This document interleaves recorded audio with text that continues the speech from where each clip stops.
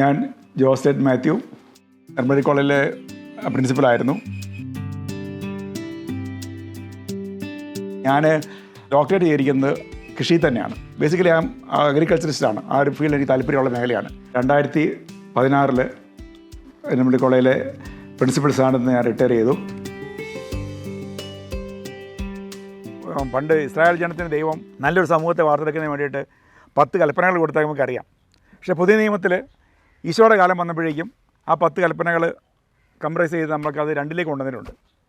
അതിലിങ്ങനെയാണ് പറയുന്നത്: 1, നിൻ്റെ കർത്താവായ ദൈവത്തെ നീ പൂർണ്ണ ഹൃദയത്തോടും പൂർണ്ണ മനസ്സോടും പൂർണ്ണ ആത്മാവോടും പൂർണ്ണ ശക്തിയോടും സ്നേഹിക്കണം, ബഹുമാനിക്കണം. 2ാമത് പറയുന്നത് നിന്നെപ്പോലെ തന്നെ നിൻ്റെ അയൽക്കാരനെ സ്നേഹിക്കാനാണ് പറയുന്നത്, നിൻ്റെ സഹോദരനെ സ്നേഹിക്കാനാണ് പറയുന്നത്. ഈ സഹോദരനുള്ള കൺസെപ്റ്റ് എക്കോ സ്പിരിച്വാലിറ്റി തലത്തിൽ നോക്കുമ്പോൾ അതൊന്ന് വിശദീകരിക്കണം. സാധാരണഗതിയിൽ ഈ സഹോദരൻ, ബ്രദറൻ, സഹോദരൻ എന്നുള്ള കൺസെപ്റ്റ് വരുമ്പോൾ നമ്മൾ ചിന്തിക്കുമ്പോൾ നമ്മൾ മനുഷ്യകുലത്തെ മാത്രമേ പരിഗണിക്കുന്നുള്ളൂ.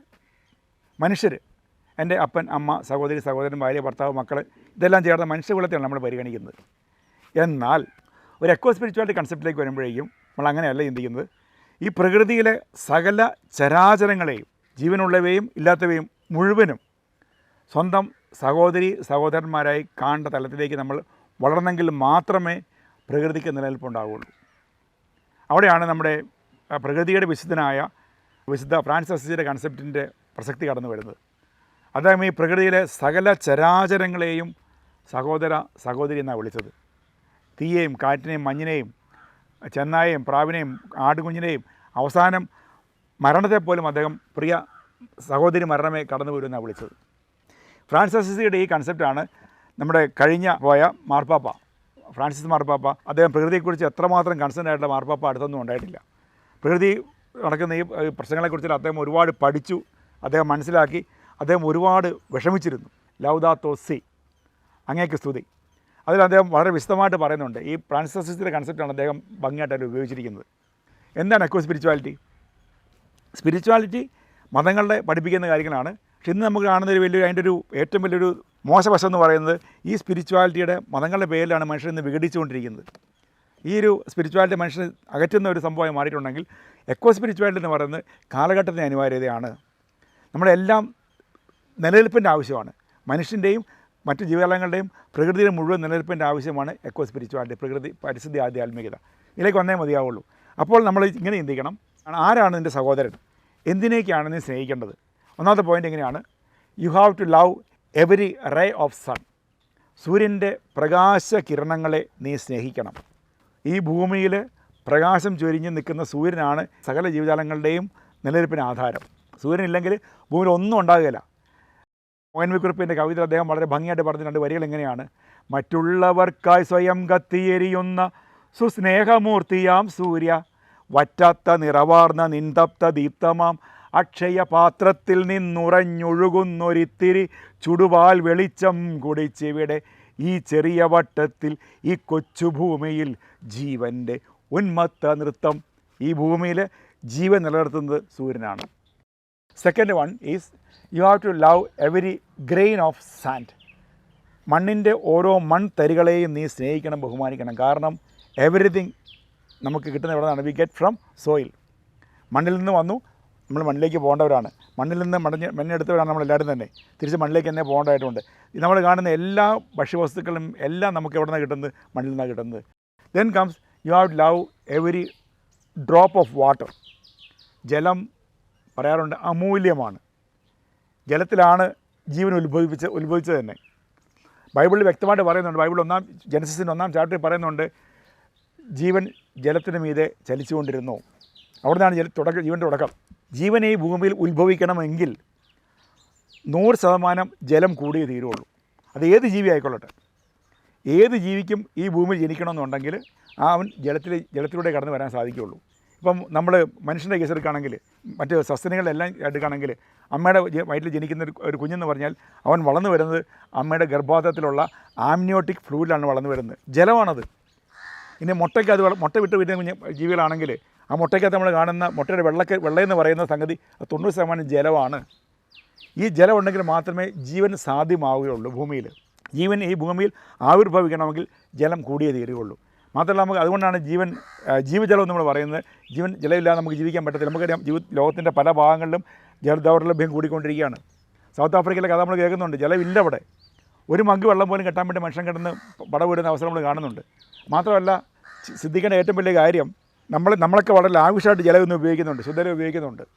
പക്ഷേ ഈ പ്രകൃതിയിലുള്ള 99% ജലവും നമുക്ക് നേരിട്ട് ഉപയോഗിക്കാൻ പറ്റുന്നതല്ല. അത് ഉപ്പുവെള്ളമാണ്.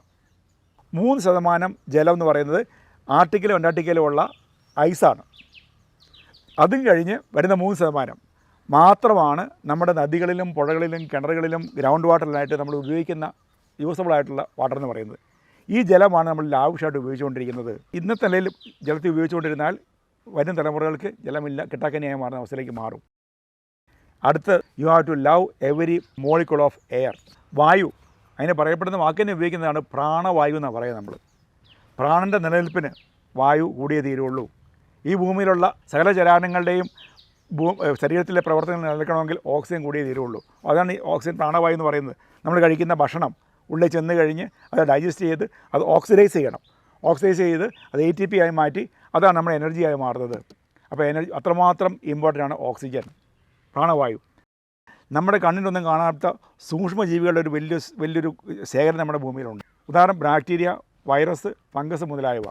അവരുടെ പ്രവർത്തനം ഒരു ദിവസം നടന്നിട്ടില്ലെങ്കിൽ ഭൂമി മാലിന്യ കൂമ്പാരമായി മാറും. അപ്പോൾ you are love every microbial organisms or microbial world. Then comes you are love all green plants. എല്ലാ ഹരിത സസ്യങ്ങളെയും നമ്മൾ സ്നേഹിക്കണം. ഭക്ഷണം മുഴുവൻ തരുന്നത് ഹരിത സസ്യങ്ങളാണ്. അത്രമാത്രം വലിയ സർവീസാണ് സസ്യങ്ങൾ ചെയ്യുന്നത്. So you are love all green plants. Then comes you are love all animals. എല്ലാ ജന്തുജാലങ്ങളെയും നീ സ്നേഹിക്കേണ്ടതായിട്ടുണ്ട്. കാരണം ഇന്ന് ഞാനിത് പ്രത്യേകം എടുത്ത് പറയാൻ കാരണം, ഇന്ന് നമ്മുടെ കേരളത്തെ സംബന്ധിച്ച് പറയുകയാണെങ്കിൽ ഏറ്റവും വലിയ വാർത്തയായി മാറുക എന്താണ്? വൈൽഡ് ആനിമൽ ഹ്യൂമൻ കോൺഫ്ലിക്റ്റാണ്. പലപ്പോഴും ഈ ആനിമൽസ് പലരും ഇങ്ങനെ പുറത്തേക്ക് വരുന്നത് നമ്മളെ നശിപ്പിക്കാൻ വേണ്ടി കൊല്ലാൻ വേണ്ടി വരുന്നതല്ല. ശരിയാണ്, ഞാൻ ന്യായീകരിക്കുന്നില്ല. കടുവയും പുലിയും ആനയൊക്കെ വരുന്നുണ്ട്, അതൊക്കെ വാസ്തവം തന്നെയാണ്. പക്ഷേ അതിനൊക്കെ ഒരു ചെറിയ കാരണങ്ങൾ അതിൻ്റെ പിന്നിൽ നമ്മൾ കണ്ടെത്താൻ കഴിയും. രാജവെമ്പാല എന്ന് പറഞ്ഞ വലിയ പാമ്പ്, 10-15 അടി നീളവും ഭയങ്കര വിഷമുള്ള പാമ്പാണ്. ഏറ്റവും നേരം മനുഷ്യക്കാലം പൊക്കത്തുള്ള പാമ്പാണ്. അത് കൊത്തിയിട്ടുണ്ടെങ്കിൽ മനുഷ്യന് 5 മിനിറ്റ് ജീവിക്കുകയില്ല. അത്രമാത്രം വിഷമുള്ള പാമ്പാണ്. പക്ഷേ ഒരു കാര്യം ശ്രദ്ധിക്കണം നിങ്ങൾ, പലപ്പോഴും നൂറുകണക്കിന് രാജവെമ്പാലകൾ നമ്മുടെ ഇവിടെ എല്ലാം പിടിക്കപ്പെടുന്നുണ്ട്, തിരിച്ചുകൊണ്ട് കാട്ടിക്കൊണ്ട് വിടുന്നുണ്ടെങ്കിലും ഇന്ന് വരെ കേരളത്തിൽ ഒരു രാജവെമ്പാലയുടെ സ്നേക്ക് ബൈറ്റ് റിപ്പോർട്ട് ചെയ്തിട്ടില്ല. അപ്പോൾ അത്രമാത്രം ആ പാമ്പ് നമ്മളിങ്ങനെ ഇറങ്ങി വരുന്നുണ്ടെങ്കിൽ നമ്മളെ കൊല്ലാൻ വേണ്ടിയോ കടിക്കാൻ വേണ്ടി വരുന്നതല്ല. അതിനൊരു ചെറിയ സയൻറ്റിഫിക് ആയിട്ടുള്ള റീസൺ അതിൻ്റെ പിന്നിലുണ്ട്. ഈ രാജവെമ്പാല പാമ്പുകൾ ജീവിച്ചിരുന്നത് ഈ കാടും നാടും ചേരുന്ന ഭാഗം എന്ന് പറഞ്ഞ ഒരു ബഫർ സോണാണ്. അവിടെ ഇഷ്ടം പോലെ പണ്ട് ഈ പറഞ്ഞ മറ്റേ പന, ഈ മുള വർഗത്തിൽപ്പെട്ട സസ്യങ്ങളൊക്കെ ഒരുപാടുണ്ടായിരുന്നു. ഈ ആനകൾ പോലും തിന്നിരുന്നത് ഇതായിരുന്നു. അവിടെ അവർ വന്ന് തിന്നുന്നു, വെള്ളം കുടിക്കും, തിരിച്ച് അവരെ കാട്ടിലേക്ക് കയറി പോകുമായിരുന്നു. ഈ പറയപ്പെടുന്ന കാടിൻ്റെ ബോർഡർ കംപ്ലീറ്റ് വെട്ടി നശിപ്പിച്ച് വെളുപ്പിച്ച് എന്താക്കി മാറ്റി. അവിടെ കംപ്ലീറ്റ് യൂക്കാലിപ്റ്റസ്, ഒരു സസ്യം ജീവിക്ക് തിന്നാൻ പറ്റത്തില്ല.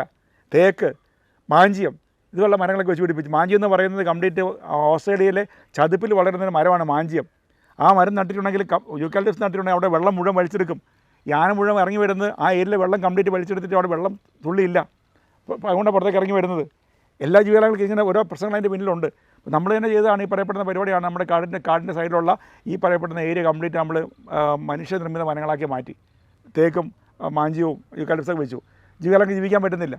രാജവെമ്പാല പാമ്പ് ജീവിക്കുന്നത് മുളങ്കാടുകളുടെ അടിയിൽ, അത് മുളയുടെ ഇലയെല്ലാം കൂട്ടി അവിടുത്തെ ഒരു 24-26 ഡിഗ്രി സെൻറ്റിഗ്രേഡിൽ ടെമ്പറേച്ചർ മാത്രമാണ് കംഫർട്ടബിളായിട്ട് ജീവിക്കാൻ പറ്റത്തുള്ളൂ.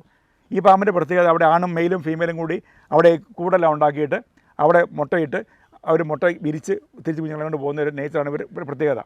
കോഴിക്കോട് മാവൂർ ഗോളിഗ്രാൻസ് ഫാക്ടറി ഉണ്ടായിരുന്നു. ആ ഫാക്ടറിയിലേക്ക് നമ്മുടെ കേരളത്തിൻ്റെ മുളങ്കാടുകൾ കംപ്ലീറ്റ് സർക്കാരങ്ങ് പതിച്ചു കൊടുത്തവർക്ക്.